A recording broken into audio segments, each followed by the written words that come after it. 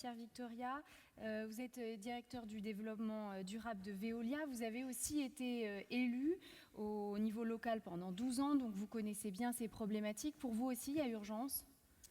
Écoutez, d'abord, je veux dire que je disais à Jean Jouzel, je suis revenu hier de New York, où j'ai participé un petit peu parti au sommet sur le climat, et puis il y avait une journée spécifique sur les entreprises et les objectifs de développement durable.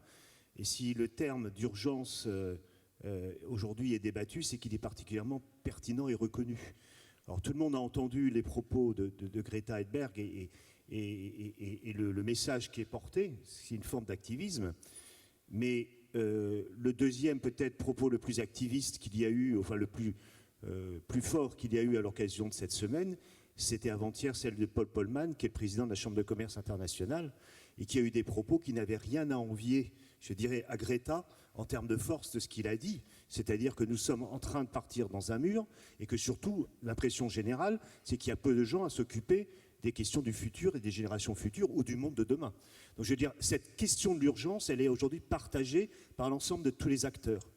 Alors les entreprises dans tout ça, nous sommes nous-mêmes, Veolia, mais comme beaucoup d'autres, engagés aujourd'hui sur une trajectoire de degrés. Nous venons d'être, c'est-à-dire qu'on est aujourd'hui certifié Science-Based Target, ça veut dire en clair qu'on a validé notre stratégie sur le 2 degrés, mais le problème, comme vient de dire Jean Jouzel, c'est que c'est plus le 2 degrés qu'il faut aujourd'hui, c'est le 1,5 degré. Donc aussi, on est aussi dans une course contre la gravité de la situation qui s'accélère, qui devient extrêmement angoissante et inquiétante. Alors les deux points, je pense qu'il faut avoir en mémoire face à cette urgence, c'est peut-être d'abord que le constat de cette urgence peut être aussi une extraordinaire opportunité pour lever tous les freins qui nous empêchent d'avancer. Peut-être qu'on pourra en discuter à l'occasion du débat. Oui. La deuxième chose que je voudrais dire, et pour avoir discuté aussi justement avec les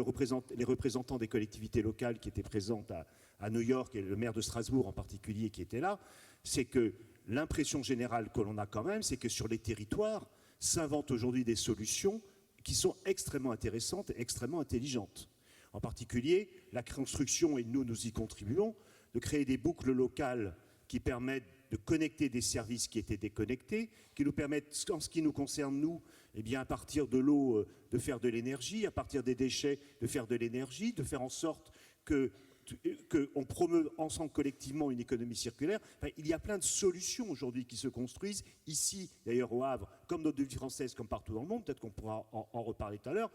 Les deux mots d'ordre qu'il y avait à New York, ils sont en anglais, mais je pense qu'ils sont fondamentaux, c'est « to speed up » et « to scale up », c'est-à-dire comment faire pour accélérer les choses et comment faire en sorte que les initiatives territoriales positives qui se construisent avec le soutien des collectivités locales, mais pas que, parce que le territoire, c'est pas que les collectivités locales, c'est un écosystème où il y a des utilisateurs de ressources, des consommateurs de ressources, donc il faut revoir la question du territoire, mais comment faire en sorte que ces initiatives positives puissent avoir un déploiement pour qu'on puisse répondre aux défis et aux besoins de cette urgence.